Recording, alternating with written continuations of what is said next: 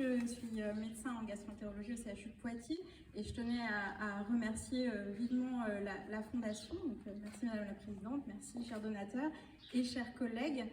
d'avoir permis à l'étude IMUGAST de voir le jour et de s'intéresser au micro-environnement des tumeurs gastriques localement avancées. Donc l'objectif est, dans cette révolution qu'est l'immunothérapie et qui, 10 ans après la dermatologie et la pneumologie, voit enfin ces indications définies en cancérologie digestive, de pouvoir s'épanouir, mais avec de bons critères. Et dans le cancer de l'estomac, il y a déjà une indication au stade métastatique, uniquement en combinaison avec de la chimiothérapie et selon un critère histologique d'une robustesse discutable, difficile à reproduire et très chronophage pour nos collègues anatomopathologistes.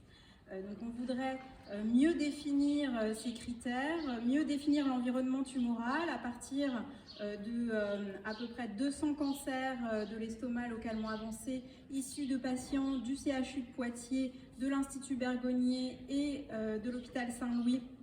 en Île-de-France, en collaboration avec le professeur Aparicio également. L'idée est de mieux les définir en termes de micro-environnement tumoral, mais également sur le plan moléculaire, en s'appuyant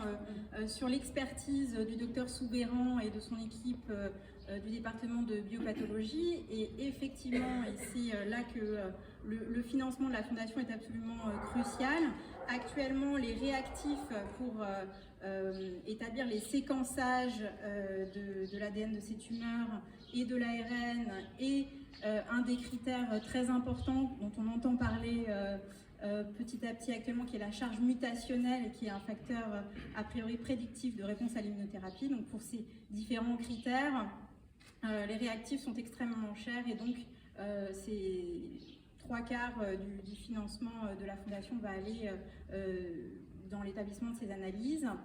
Du fait de ce coût très important, mais également des difficultés d'accessibilité de ces analyses et du délai d'obtention des résultats,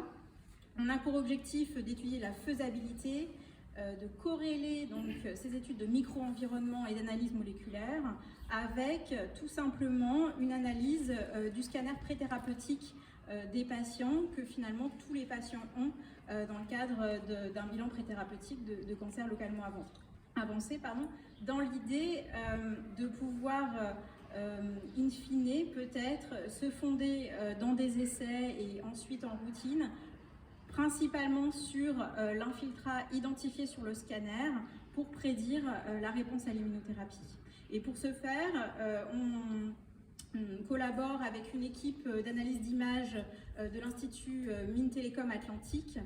qui a déjà une expertise dans corrélation, réponse au traitement et analyse d'images et qui là a accepté de relever le défi dans les particularités du cancer de l'estomac. Merci de votre attention et merci pour votre soutien.